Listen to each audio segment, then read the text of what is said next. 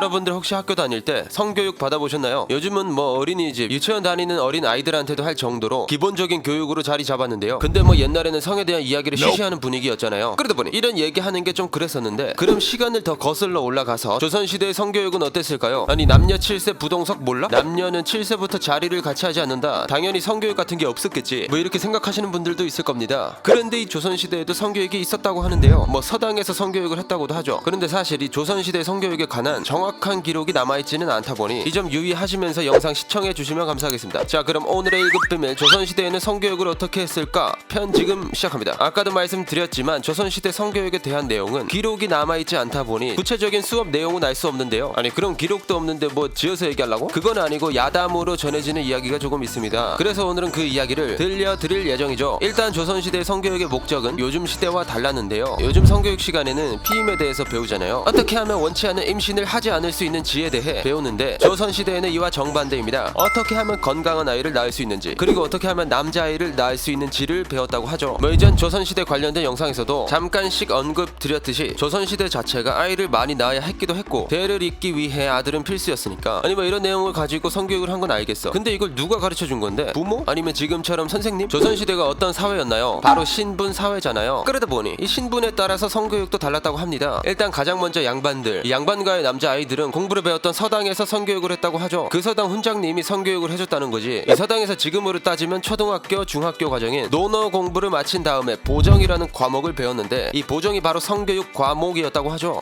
자, 이제 너희들은 논어를 다 마쳤으니 이제 보정을 꺼내보거라. 자, 훈장님, 보정이 뭔가요? 보정이란 본성을 지킨다 정도로 해석할 수 있는데, 말 그대로 인간의 본성을 지키면서 그걸 하자 이거야.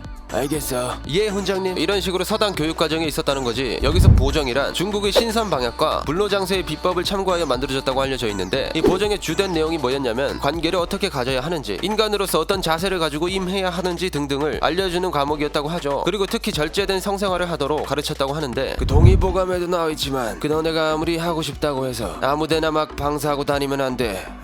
너네가 가지고 있는 그 씨가 니들 생명이랑 직결되어 있는 거라고. 아무튼 아이를 만들어야 하는 상황 말고는 방사하지 말도록, 뭐 이랬다는 거지. 그러다 보니 이 책에는 남자의 나이에 따라 며칠을 주기로 성관계를 맺어야 하는지도 나와 있었는데, 20대에는 3, 4일에 한 번, 30대에는 8에서 10일에 한 번 등 나이대별로 정해진 횟수가 있었습니다. 이 횟수대로 관계를 가져야 오래 살 수 있다는 거였죠. 당시 사람들은 이 성관계의 횟수와 생명이 아주 깊은 연관이 있다고 생각했는데, 특히 이 남자는 평생 정해진 정액의 양이 있다고 생각했습니다. 그래서 이걸 다 소진하고 나면 죽는다는 이야기도 있었죠. 야, 그러면 이거 진짜 필요할 때 말고는 못했겠네. 뭐 아무튼 이렇게 서당에서 이론적인 성교육을 받은 양반가의 남자아이들, 이 아이들이 커서 성인식을 치를 때면 상투탈마기라는 시를 외워야 했다고 하는데요. 이 시의 내용이 뭐냐면, 뭐 여성의 신체는 어떻게 생겼는지, 뭐 관계를 가질 때 주의해야 할 게 뭔지 등등의 내용으로 이루어져 있었다고 하죠. 이게 첫날 밤을 보내야 하는 남자들에게 꼭 필요한 내용이 담겨져 있었던 겁니다. 근데 이게 성교육이라는 게 이론만 안다고 해서 다 알 수 있는 게 아니잖아요. 그러다 보니 가족이 성교육을 해주는 경우도 있었는데, 아들이 장가가기 전에 가까운 친척들에게 보내서 과외를 받았다고 합니다. 아무래도 아빠가 직접 알려주기는 좀 민망하니까. 근데 또 아들 보고 삼촌 집 가서 어떻게 하는지 잘 배워와 라고 할 수는 없잖아. 그래서 친척 집에는 미리 부탁을 해놓고 아들을 부릅니다. 개똥아 이리 좀 와봐라. 예 아버지, 무슨 일이시죠? 그 삼촌 집 알지? 그 집에 심부름 좀 갔다 오거라. 이런 식으로 심부름을 갔다 오라고 시켰다고 하죠. 그럼 이제 아들은 그 집에 가서 어우야 하고 돌아왔다는 거지. 이런 풍습을 일명 삼촌댁 사랑들이라고 불렀다고 합니다. 뭐 양반과 남자아이들의 성교육은 여기까지 알아보고, 다음은 조선시대 여성들의 성교육인데요. 아니, 조선시대에 여자들도 성교육을 받을 수 있었어? 라고 생각하시는 분들도 계실 텐데, 뭐 사실 조선시대에는 여자들이 서당을 다닐 수 있었던 것도 아니고 하니까, 그러다 보니 이 여자들은 주로 성 경험이 풍부한 아는 언니나 친척들에게 성교육을 받았다고 하죠. 이 풍습의 이름은 큰머리 칠해. 보통 이 큰머리 칠해는 시집 갈 날이 정해지면 받게 되는 교육이었다고 합니다. 역시 이 교육의 내용도 어떻게 관계를 가지는지, 어떻게 하면 임신할 확률을 높이는지가 주된 내용이었죠. 그리고 이 큰머리 칠해 외에도 춘화를 통해서 성교육을 진행했다고 하는데, 이 춘화가 뭐냐면 남녀가 하는 그런 장면이 그려져 있는 그림이죠. 그러면 이 그림을 보고 어머 흉해라, 남자랑은 이렇게 하는 거구나 하면서 배웠다고 하는 거죠. 뭐 양갓집 교수들도 시집 가기 전날에 엄마가 춘화를 선물을 해줬다고 합니다. 그러면 이 춘화를 계속 보면서 첫날 밤에 두려움을 없애곤 했다고 하죠. 그리고 특히 이 춘화를 즐겨보던 여자들이 있었다고 하는데요. 바로 기생들은 이 춘화를 보는 목적이 따로 있었습니다. 바로 새로운 체위를 습득하기 위함이었다고 하죠. 그리고 마지막으로 왕족들의 성교육에 대해 알아보도록 할 텐데요. 왕가에서는 특히 이 혼사를 치르거나 관계를 맺는 일이 매우 중요하잖아요. 그러다 보니 이 성교육 또한 굉장히 체계적이었다고 합니다. 조선시대에는 왕이 되기 이전 세자로 책봉이 되는데 그러면 어린 나이에 세자빈을 맞이하게 되죠. 근데 이게 당시에는 세자빈을 맞이하는 나이가 보통 10살 내외였던 게 문제였습니다. 너무 어리다 보니까 뭐 아는 게 없는 거야. 뭐 시키는 대로 절하고 있는데 같이 방에 들여보내 놓으면 쳐다만 보고 있던 거지. 이러니까 합방을 해도 아무 의미가 없었던 겁니다. 그러다 보니 이 세자와 세자빈의 혼례 날짜가 정해지면 그 전까지 은밀한 성교육 프로젝트가 시작됩니다. 세자의 경우에는 지식이 많은 궁녀를 통해서 아주 자세히 교육을 받았다고 하죠. 세자빈의 경우에는 아주 은밀한 장소에서 유모나 몸종을 통해 교육을 받았다고 하죠. 추가로 신윤복의 추나첩으로도 성교육을 했다고 하는데 세자나 세자빈은 왕실의 후손들을 많이 낳기 위해서 추나첩을 받다고 전해집니다. 아무래도 왕실에서는 아이가 중요하니까. 그런데 아까 날짜 잡고 그때까지 성교육을 한다고 했잖아. 그 날짜로 함부로 안 정했을 것 같은데? 네, 맞습니다. 이 왕족의 성과 관련된 문제는 상당히 체계적이라고 했잖아요. 이 합방을 하는 날 역시 철저히 계산해서 정해졌죠. 조선시대의 성관계의 목적은 바로 출산인데 그러다 보니 이 날짜는 당연히 아이를 낳을 수 있는 임신이 가능한 날로 정했습니다. 그날을 바로 귀숙일이라고 불렀죠. 당시에는 계절마다 앞에 간짓날의 관계를 가지면 아들이 생긴다고 믿었다고 하는데요. 그러다 보니 이날을 귀숙일로 정해 관계를 가졌다고 합니다. 그럼 이 귀숙일 말고는 아예 하면 안 되는 거야? 그게 뭐 귀숙일 말고는 아예 하면 안 돼? 뭐 이런 건 아니었고 특히 하면 안 되는 날이 정해져 있었죠. 뭐 일식, 동지, 하지, 금음, 7월 7석 등등 하지 못하는 날이 꽤나 많이 있습니다. 게다가 뭐 날씨가 안 좋아서 안 되고 뭐 아플 때도 안 되고 뭐 술에 취했을 때도 안 되고 등등 음양이 조화롭지 못하다는 이유로 거사를 못 치르는 날이 많았죠. 뭐 하고 싶은 날에도 이런 날에 운 나쁘게 걸렸다? 그러면 절대 못했다는 거야. 이건 왕이 된 이후에도 마찬가지였는데요. 왕이라고 해도 마음대로 못하는 게 바로 이 성생활이었습니다. 왕이라는 자리가 나라의 기틀을 다짐과 동시에 후계자를 생산해야 하다 보니 이 성관계 역시 매우 중요한 일이었습니다. 결국 중전과는 마음대로 하고 싶을 때 할 수 있는 게 아니었죠. 그럼 또 뭐 해야 되는데? 또 날짜 잡아야지. 약간 그 뭐 예약하듯이 안 되는 날짜 피하고 임신이 되는 날짜로다가 잡아서 그럼 왕과 중전의 거사 날짜는 누가 정했냐? 왕과 중전이 성관계를 하는 날인 합궁은 상궁의 수장인 제조상궁과 천문을 관장하는 관상감이 정했는데요. 이날은 어떻소? 금음이라 한대요. 그럼 이날은 어떻소? 이날이 좋겠네. 이날이 딱 아들이 들어서기 좋은 날이야. 이렇게 모든 것을 고려해서 힘들게 합궁날을 잡으면 드디어 거사를 치를 수 있는 것이죠. 한번 하기 드럽게 힘드네. 그렇게 힘들게 합궁날이 다가오면 중전과 마주한 왕을 위한 성교육이 또 따로 있었는데 왕과 중전을 둘러싸고 모두 훈수를 두기 시작합니다. 왕이 정가운데 있다면 우물정자 모양으로 주위 8개의 방에 숙직상궁이 한 명씩 들어가 옆에서 상황마다 참견을 하는 거죠.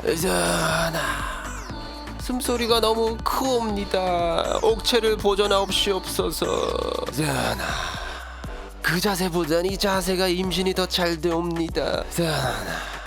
지금이 옵니다. 얼른 마무리하시옵소서. 이런 식으로 왕의 숨소리를 들으면서 왕의 잠자리를 컨트롤했다는 거야. 아니 누가 옆에서 보는 것도 집중이 안 되는데 훈수까지 하면 이게 잘 되겠냐고. 심지어 어떤 자세로 시작해서 어떤 자세로 진행을 하다가 마지막에 어떤 자세로 끝낼지까지 조언을 했다고 합니다. 근데 또 중전과의 잠자리에만 이런 제약들이 많았다고 하는데요. 뭐 후궁이나 궁녀와의 잠자리에서는 크게 제약이 없었던 거지. 그러다 보니 조선 왕들 중에서는 후궁 사이에서 자식을 많이 낳은 왕들이 꽤 있죠. 자, 그럼 누가 옆에서 잠자리를 지켜보며 훈수 둘 일 없는 오늘날에 감사하며 오늘의 1급 비밀 마치도록 하겠습니다. 다음에 또 다른 진실만을 담은 서류 1급 비밀 파일 들고 찾아오도록 하겠습니다. 감사합니다.